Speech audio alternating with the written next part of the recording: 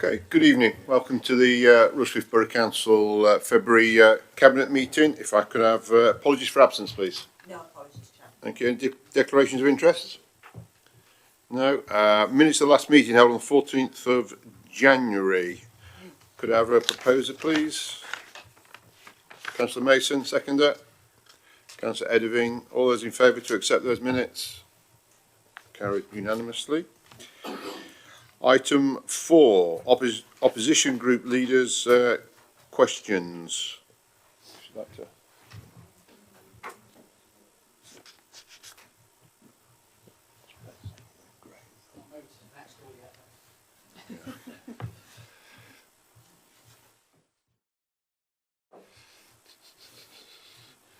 Okay, Councillor Gray, if you'd like to ask your question, please.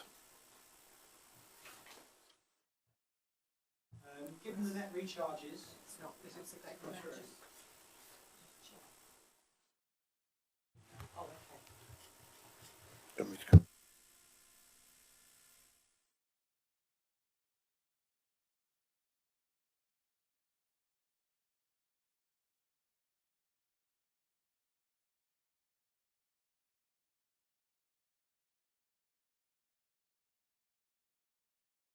thinking working.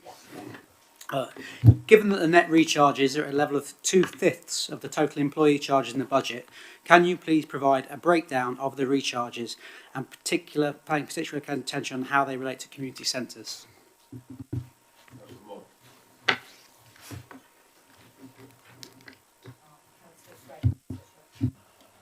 That's it. Right. Recharges relate to the allocation of support service costs. That includes legal, human resources, property, finance, senior management, etc., and relate to employees, premises, supplies and service costs, not just employees. The proportion of costs regarding the revenue budget excluding capital charges is actually 13.2%. And a breakdown of the budgeted recharges for 2021 for West Bridgford communities facilities are as follows.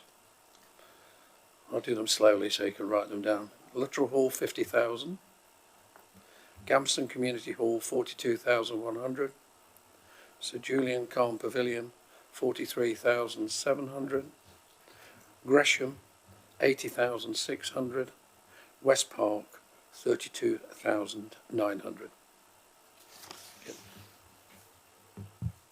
Do you have a supplementary question, Councillor Gray? So I'll switch mine off. Given that the total value of those is around £250,000, do we believe these facilities get the best value of the resources that they are paying for in their proportion of the recharge?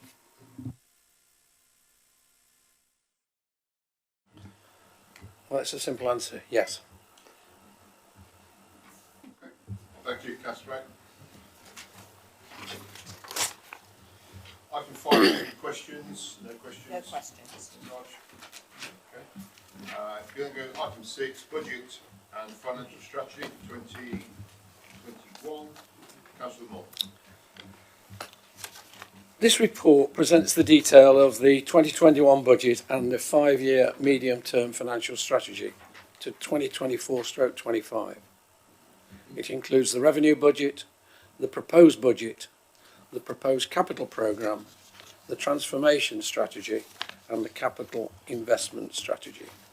It's a large document and very detailed, therefore I just intend to present the major items. Last year I reported on uncertainty regarding council funding streams, particularly business rates retention and fairer funding reviews. The late general election has meant that these are both delayed, so it means the council is pretty much in the same position financially as last year. However, the budget is an extremely important document, and this one is designed to meet local and national challenges head on. As a council, the budget strategy over the next 5 years means we remain committed to delivering growth and prosperity, continuing to support the most vulnerable of our constituents within the borough, promoting health and well-being and protecting the environment. Along with issues over business rates, there is continued uncertainty over new homes bonus, which currently accounts for £2.3 million of our income. This acts as a catalyst for growth and enables us to meet the impact of growth, for example, more refuse rounds. This uncertainty creates a risk, and that needs to be built into these budgets. Business rates is a subject being discussed nationally. We are currently forecasting an income of 3.9 million, but again, there is uncertainty going forward. As a council, we recognise the pressures on the retail sector. We have not increased car parking charges for the last 3 years, and I'm pleased to confirm there will be no increase this year. It's very important to support, where we can, our businesses based in the borough. That's the good news. We have not increased garden waste collection charges for 3 years, but with inflationary increases and anticipated budget pressures going forward, for example, purchasing lower emission vehicles, we propose to increase charges by £5 for the first and subsequent bins. This charge will not be increased for a further 3 years. I need to point out there that in the report, it's a little bit confusing, but there are references in the covering report on paragraph 4.2 and the executive summary, page 4, to the second green bin price being £35 with a price rise of £5. In actual fact, the new price is £25, makes it even better value for money. The references to £35 will therefore be amended to £25. So the second bin is rising from £20 to £25. And I think this service represents excellent value for money for our residents. An important part of the council's budget is our commitment to commercial investments and the derived income. This income from our investments is anticipated to rise to 2.13 million over the period of the medium-term financial strategy, accounting for almost 25% of fees and charges income. This fund is well managed and is proportional to the risks and the opportunities associated with such investments. Our capital programme, which many of you have obviously heard about over the next 5 years, will be substantial, around 34 million, which could, with slippage and delays as usual in the capital programme, could at times be as high as £50 million. It is plans to use all available capital receipts to fund this programme in order to reduce the need to borrow externally, but clearly this may happen. The new leisure centre at Bingham and the crematorium are ambitious, and they are important projects and will need careful financial planning, and this has been built into this budget. As with any council, the level of council reserves are very important to manage risks and to ensure the council remains resilient against the several future uncertainties, some of which I have mentioned. This budget predicts reserves of 5.9 million by 2024 against a current reserve of 5.5 million, which I feel is a sensible and prudent strategy over an uncertain period. One challenge we all face is our contribution to improving the environment and reducing carbon emissions. This will affect both the revenue and the capital budgets of the council. We have already seen this in the work required at our proposed leisure centre. It is therefore proposed to transfer £1 million from the Organisation Stabilisation Reserve to a new Climate Change Action Reserve.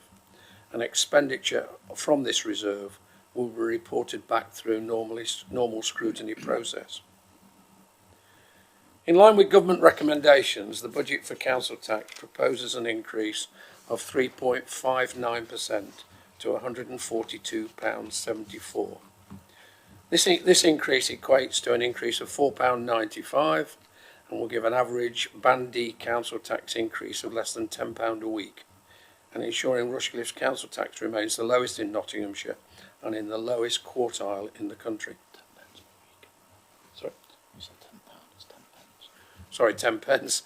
I've just been corrected here. An average band council tax will be an increase of less than 10 pence a week, ensuring Rushcliffe's council tax remains the lowest. This budget continues the progress made in recent years to ensure the council plans are robust, affordable and deliverable. The budget is designed to ensure we maintain high quality services, a budget which is both financially and environmentally stable. I personally would like to thank Sarah Whittaker, Peter Linfield and both their teams for the work that goes into preparing this budget. I've tried to praise it as short as I can, but this really doesn't show the commitment and the hard work that goes into us to keep us financially sound as a borough council. So therefore, on the recommendation, I would like to go through the recommendation and propose the recommendation that we adopt the budget setting report, the associated financial strategies, including the transformation strategy and efficiency plan to deliver efficiencies over the 5-year programme. That B, we adopt the capital programme as set out in Appendix 4. C, we adopt the capital investment strategy. Set the Rushcliffe Council tax at £142.74, which as it shows in here is a 3.59% increase. Set the special expenses for West Bridgeford, Ruddington and Keyworth. West Bridgeford £48.51, exactly the same as last year. Keyworth £3.76 as against £1.60 last year. And Ruddington £4.12 as against £3.37. Leader, I'm very happy to propose those recommendations. Thank you. Do you have a seconder? Councillor Edwin.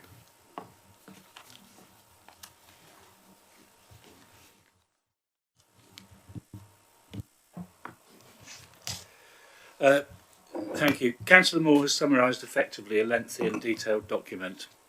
The document itself is well balanced and underpins the sound management of this council and is a credit to all of the officers involved. If I were to highlight one thing, then I would hope that every member of the council understands the ethos behind Appendix C, which is not about numbers but outlines and defines the council's approach to commercialisation in its broadest sense, which has been and will continue to be an important cornerstone of the way we work. And I second the recommendation as outlined by Councillor Moore. Thank you very much. Do you have any other comments at all on this budget at all? Anyone would like to make? Councillor Upton. Yes, I'm pleased to support these recommendations, and I say it illustrates our sound financial management yet again, and should keep us in the lower quartile nationally.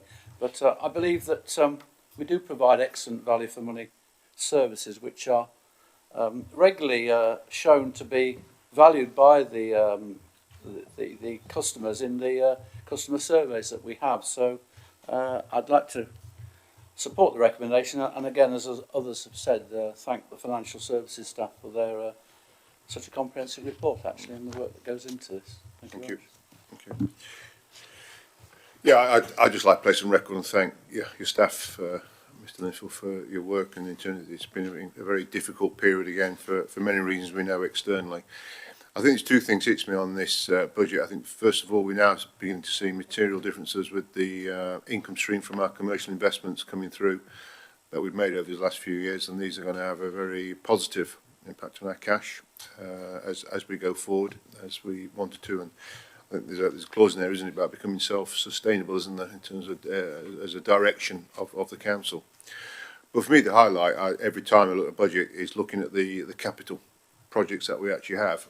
It's wonderful to see the ambition of this council in terms of its ambitions, everything from Bingham. I noticed a 3G pitch, I think, at Gresham sits in there as well. And it just shows the diversity of our ambitions to deliver the very best for our residents and to have an ambitious capital programme right across our assets and all our facilities.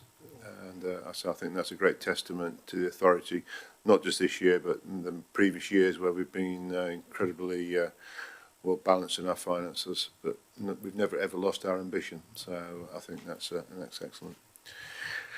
Okay, if there's no further comments, we'll put this then to the vote. Proposed by Councillor Moore with the recommendation set out on section 2. I won't repeat them all, but A, B, C, D and E. Second by Councillor Edwin. All those in favour?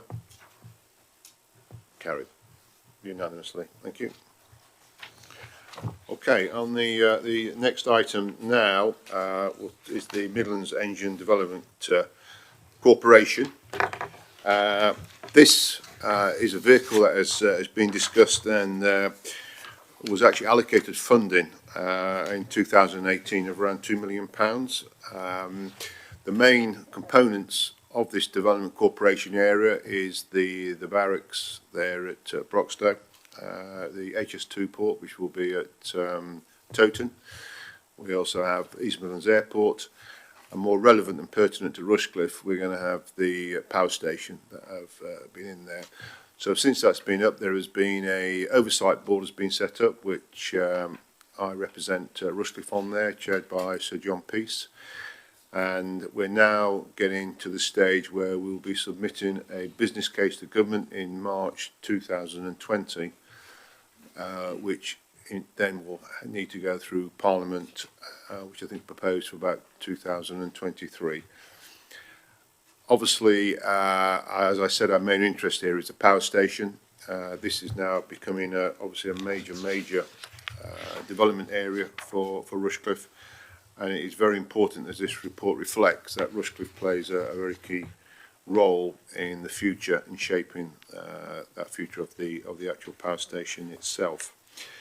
So if you look at page 133, 4.4, it highlights there some of the potential there with the 4,500 homes and employment of over 40,000 jobs across these three areas. 1 million tonnes of freight handled through East Midlands Airport, and the actual GVA growth per annum for the region. So these are huge numbers, and it's generally recognised that the East Midlands are certainly lagged behind other areas of the country. So the development corporations are going to be a key plank in re-energising this area and making sure it's delivering homes and jobs.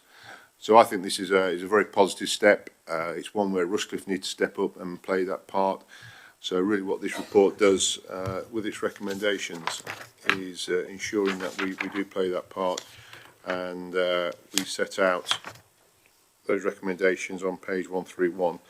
So really it's just on section 2, endorsing the statement of intent that I've talked about, supporting Rushcliffe, our involvement in the establishment of the corporation.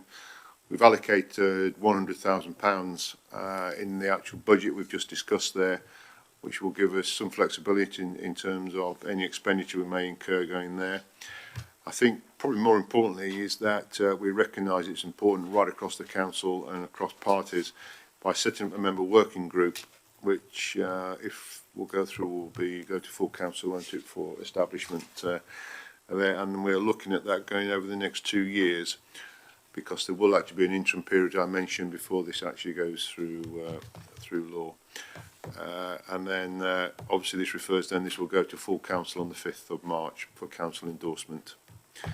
So on those recommendations, I'd like to propose as they are set out. Do I have a seconder? Councillor Mason. Thank you.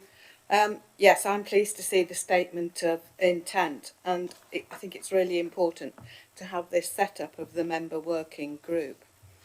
The development and the project will attract national and international interest and investment, and I think that this is a really positive way forward, especially for the East Midlands that in the past has been said has suffered somewhat from underinvestment.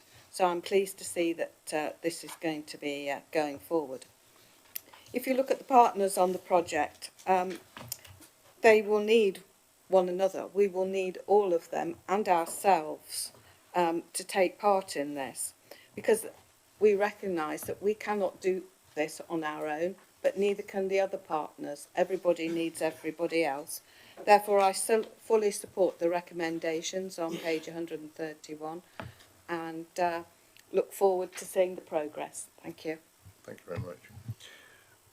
I think if just point out on page 136, 6.5, it talks about the vision from the government and talks about HS2 if it does not go ahead. Well, of course, we've heard today formally now the government have announced that HS2 is actually going ahead. So this will be quite a big relief now for the Development Corporation, because obviously it touches Rushcliffe, very close to that power station, but obviously the biggest benefit will be we found there at Towton. But there will be quite a lot of spin-offs there, so I think certainly from a development corporation, will be pleased that there is now certainty, because this has been hanging over us now for some time. So, any other comments on the development corporation? Councillor Edivine? With the danger of repeating what's already been said, obviously the Development Corporation would be an exciting opportunity to bring these strategic sites within the East Midlands together, and a major opportunity towards addressing the fact that the East Midlands has historically lagged behind other regions for inward investment. Obviously the power station is an important site, and of course we should be supporting its development along with the whole Development Corporation and with our involvement. So I endorse the recommendation wholeheartedly. Thank you very much. So, setting out those recommendations, which are on page 131, going over on to 132. So, items A, B, C, D, and E, seconded by Councillor Edivine. All those in favour? Thank you very much. So, we can move on to item 8, which is the Colston Basset Neighbourhood Plan. Councillor Upton. Thank you. Well, I'm pleased to say another neighbourhood plan is ready for a referendum, and my apologies if you've heard much of this before. I'll try and be brief.